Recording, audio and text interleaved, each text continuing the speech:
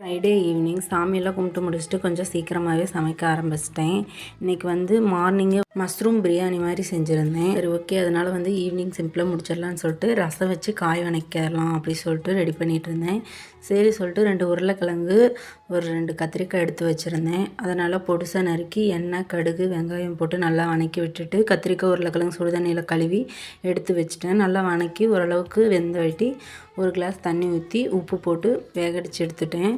அது நல்லா ஓரளவுக்கு தண்ணி சுண்டி வந்த உடனே மிளகாத்தூள் போட்டு 2 கிளறி விட்டுட்டு ஆஃப் பண்ணிவிட்டா சூப்பராக ரெடி ஆயிரும்.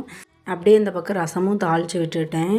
ரசம் வைக்கிறீங்கன்னா இந்த பக்கம் பூண்டு இடிப்பீங்க இல்லையா, பூண்டு சீரகம் இடிக்கும்போது 2 வரமிளகாவும் சேர்ந்து இடிச்சுக்கோங்க.